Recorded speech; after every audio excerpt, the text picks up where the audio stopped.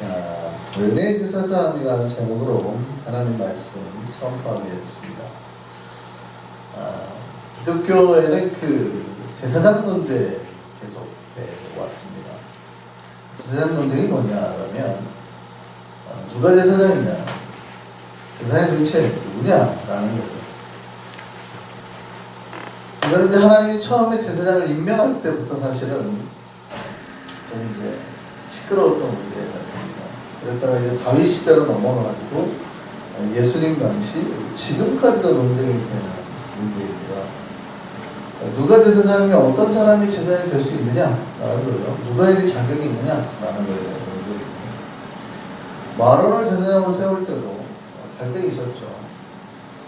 니네만 하나님이 세우셨냐 어쨌냐 갈등이 있어요. 그래서 이제 아론이 가지고 있던 이제 살구나무를 가지고 와서 나중에 반항했던 사람들이 다 죽게 되고 이런 갈등이 있었죠.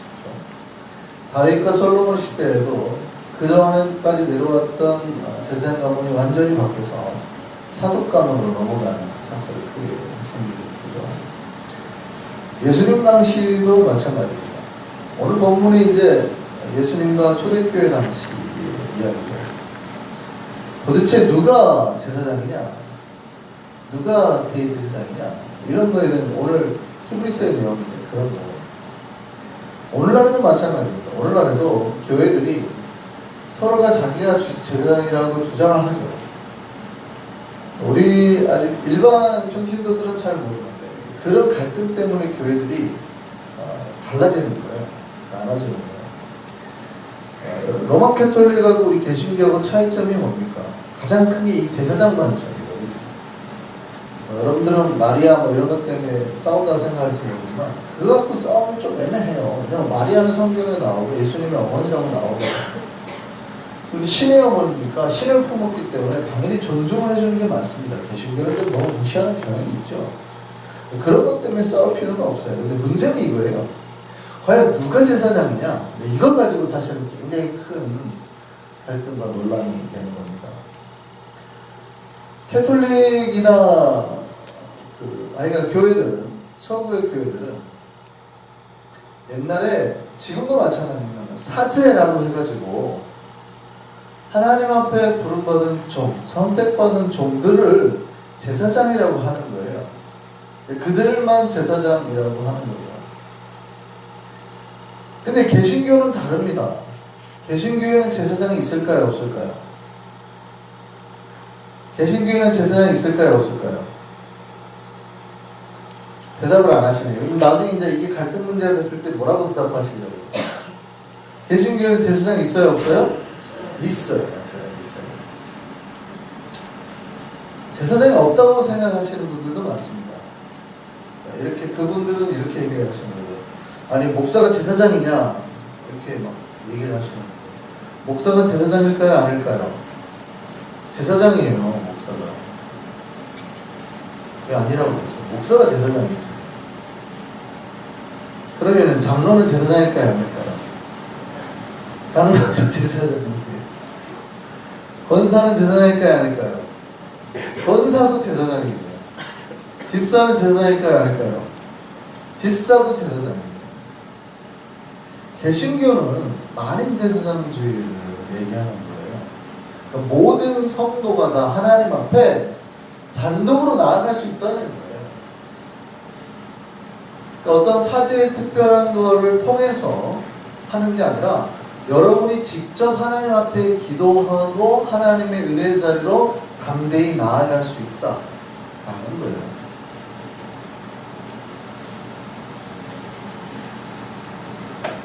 성경이 그 이야기를 하는 거예요. 우리는 성경에서 그거를 찾은 거예요. 우리 모두가 하나님의 제사장, 하나님의 꿈꿨던 나라는 우리 모두가 제사장 되는 나라, 예수 그리스도로 말미암아 우리 모두가 하나님 앞에 담대히 나아갈 수 있는 나라. 정말 이 하나님이 꿈꿨던 나라는 제사장 나라를 꿈꾸셨다는 거예요. 베드로전서 2장 5절을 보면 이렇게 되어 있어요. 너희도 산돌같이 신령한 집으로 세워지고 예수 그리스도로 말미암아 하나님이 기뻐 받으실 신령한 제사를 드릴 거룩한 제사장이 될지니라. 이게 누구에게 한 말이에요? 사도들에게 한 말이에요? 아니죠. 베드로 사도가 교회에 한 말이에요. 베드로서잖아요. 베드로가 쓴 너희는 모두 다 하나님의 거룩한 제사장이 되어라. 누구로 말미암아? 예수 그리스도로 말미암아. 또 2장 9절에도 그렇게 되어 있습니다. 너희는 택하신 족속이요. 그러나 너희는 택하신 족속이요. 왕같은 제사장들이요. 거룩한 나라요. 왕같은 제사장이라는 얘기는 왕이기도 하고 제사장이기도 하고 그 얘기 아니라고 그랬죠. 또 왕같이 고귀한 제사 이런 뜻이 아니라 원래는 제사장 나라라는 뜻입니다. The Kingdom of Priest예요. 그러니까 제사장들로 가득한 나라라는 뜻입니다. 그런 왕국이라는 뜻이에요. 번역을 조금 이렇게 했잖아요. 그러니까 이 나라는 모두가 제사장들로 가득한 나라. 그러니까 우리 모두가 다 제사장이라는 거예요. 제사장. 개신교는 그래서 우리 각자가 제사장답게 거룩하게 살아야 되는 거예요. 그러니까 그 얘기는 뭐냐면 왜 목사님이 제사장이 돼가지고 거룩하지 않습니까? 라고 말하면 안 된다는 얘기예요. 제가 여러분한테 똑같이 말할 수 있는 거예요. 여러분 왜 제사장이 그렇게 삽니까? 라고 말하는 거예요. 제사장이 되셔가지고 왜 더 그렇게 사십니까? 라고 말해야 되는 거예요. 개신교는 모두가 하나님 앞에 제사장이라는 거예요. 제사장. 그래서 우리가 제사장으로 남자 여자로 구별하지 않고 다 하나님의 은혜의 보좌 앞에 개인적으로 1대1로 나아갈 수 있어야 돼요.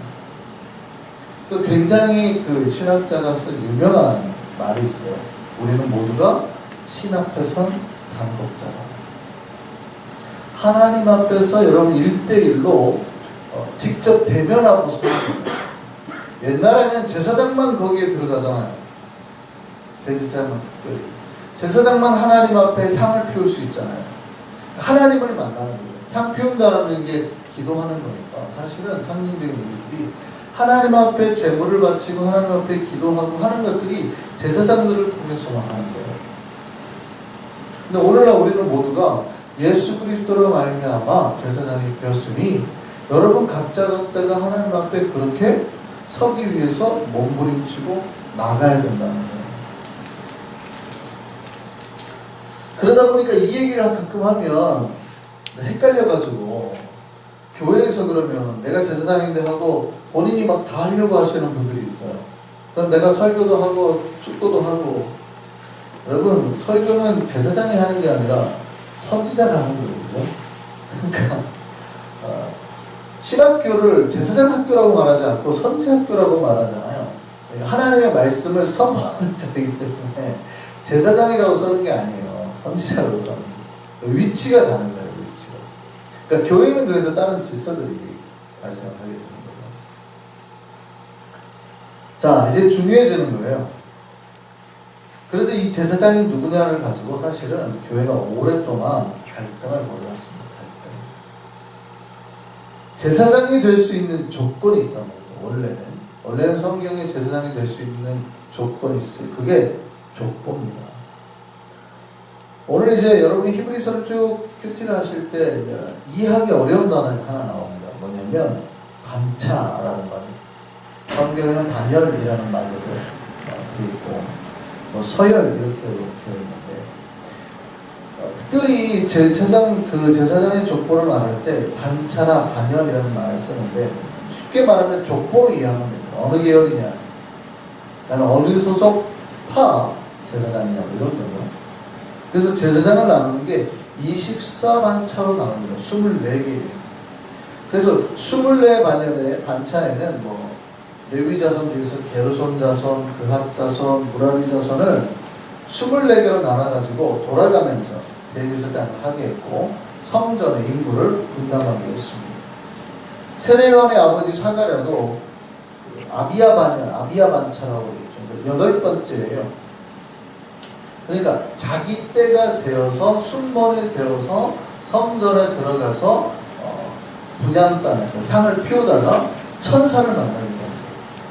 그러니까 자기 순서에 따라서 하나님의 성전에서 일을 했고 그 순서에 따라서 일을 하는데 갑자기 거기서 천사를 만나게 돼가지고 네가 아들을 낳을 거다. 그랬더니 어떻게 돼요? 처음에는 안 믿었단 말이죠. 그러니까 말을 못하게 됩니다.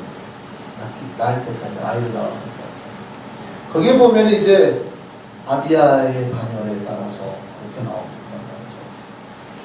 이렇게 제사장들은 족보에 따라서 그 제사장이 되는 겁니다. 그러니까 레위 지파 말고는 제사장이 될 수가 없는 거예요.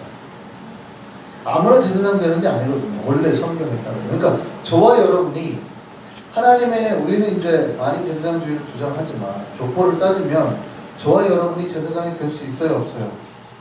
없죠. 우리는 어디 집안이에요?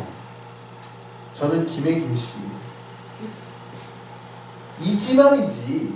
이 집안이지. 제가 뭐 무라리 자손, 그한 자손 이럴 수가 없잖아요. 레위 지파가 될 수가 없잖아요. 근데 우리가 어떻게 제사장이 된다는 말입니까? 혹시 여기 중에 그쪽 자손의 피가 조금이라도 섞여 있을까요? 옛날? 그러신 분들은 가능할 수 있지만 아무도 사실은 족보로 따지면 원래 족보로 제사장이 되니까 아무도 그 제사장이 될 수가 없습니다. 근데 이거를 갖다가 예수가 깼다는 거예요. 그래서 등장하는 사람이 히브리서 7장에 멜기세덱이라는 사람이에요. 멜기세덱은 원래 살렘의 왕이었습니다. 살렘 하면은 예루살렘입니다. 우리가 쉽게 말하는 예루살렘. 옛날 이름이 살렘이죠. 예수께서 오늘 본문은 이제 히브리서 5장, 7장 계속 쭉 나오는 말이 뭐냐면 예수님은 바로 이 멜기세덱의 반차를 따라서 제사장이 되었다. 우리가 예수의 삼중직을 얘기를 하잖아요. 왕으로 오신 예수, 선지자로 오신 예수, 제사장으로 오신 예수. 근데 예수님은 레위 지파가 아니거든요. 그런데 예수를 쉽게 우리가 제사장이라고 해버린단 말이죠. 근데 그럴 수가 있느냐? 선지자는 지파를 따라서 제사장 된 게 아니기 때문에 누구라도 선지자할 수 있습니다. 왕은요, 원래 어디 지파예요? 유다 지파. 그럼 예수님은 무슨 지파예요? 유다 지파예요. 그러니까 선지자나 왕은 예수님이 그 선지자나 왕을 한다고 해서 아무 문제가 안 돼요. 근데 문제는 제사장이에요. 예수님이 제사장 역할을 할 수 있느냐? 쉽게 말하면 예수님이 우리를 가르치실 수도 있고 우리를 다스리실 수도 있지만 우리 죄를 이끌고 하나님 앞에 설 수 있는 제사장이 될 수 있느냐에 대해서는 질문이 된단 말이에요. 이거 의문이 든단 말이에요. 안 될 것 같은데 예수님이 우리 죄를 못 사하실 것 같은데 예수님이 우리를 이끌고 하나님 앞에 나와서 우리 죄를 못 없앨 것 같은데 왜냐하면 예수님은 제사장이 될 수가 없거든. 이게 이제 유대인들의 결론이에요. 우리는 이런 걱정을 안 하죠.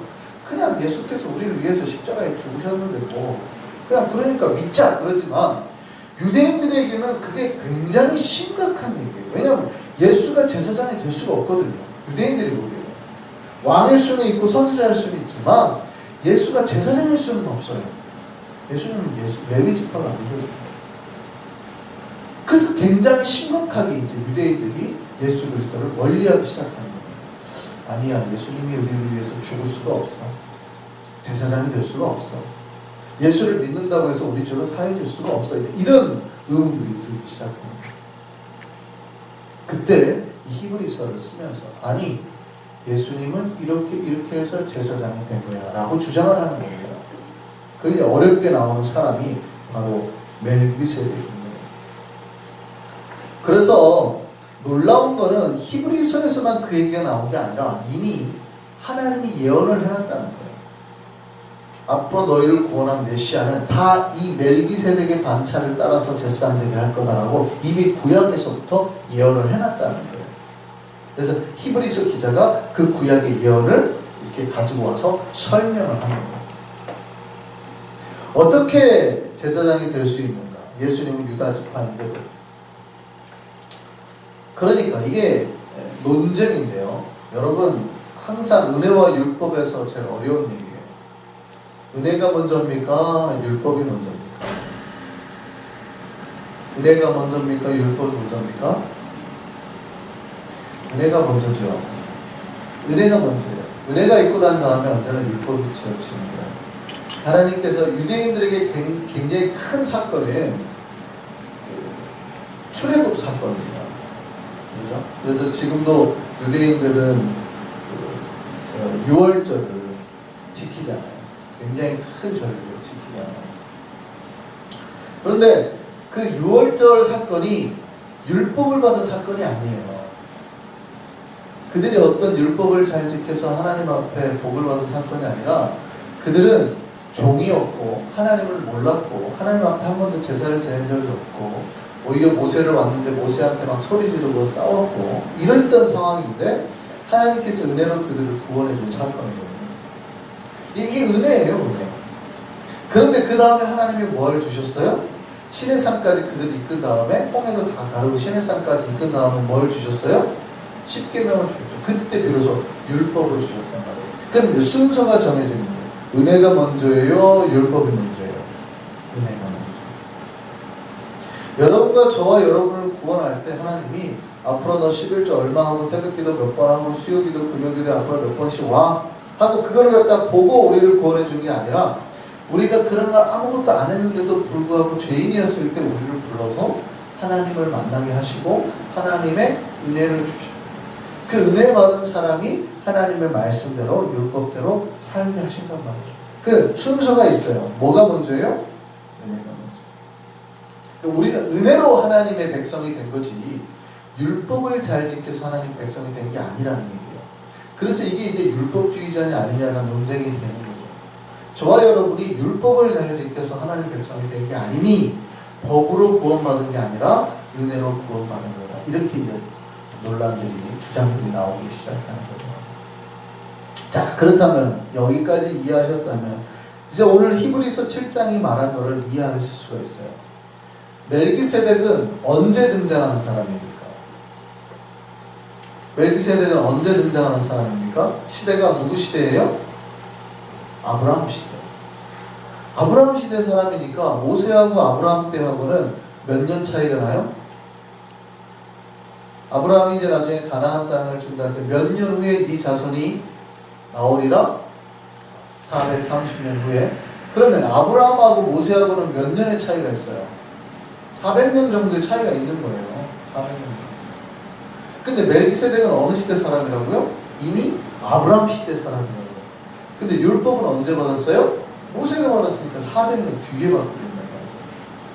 그런데 놀라운 거는 아브라함이 롯을 구하기 위해서 전쟁을 이기고 나왔는데 살렘 왕이었던 당시에 살렘 왕이었던 이 멜기세덱이 나와서 하나님을 찬양하고 아브라함을 이렇게 축복했단 말이에요. 근데 아브라함을 누가 축복할 수 있어요? 감히. 근데 하나님의 이름으로 축복을 하고 아브라함이 멜기세덱이 10분의 1을 바칩니다. 10분의 1을 누가 받아요? 제사장들이 받는 거잖아요. 11점. 근데 10분의 1을 멜기세덱이 받아요.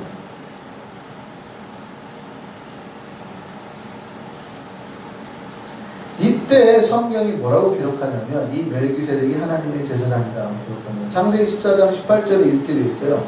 살렘왕 멜기세덱이 떡과 포도주를 가지고 나왔으니 그는 지극히 높으신 하나님의 제사장이다. 그는 바로 하나님의 제사장이다.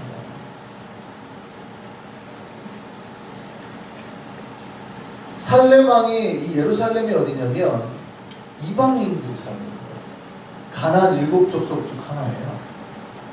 그러니까 유대인이 아니라 여부수 족속이에요. 사람이었단 말이에요. 여러분 여부수 족속이 언제 이스라엘로 편입이 되냐면 다윗 시대예요.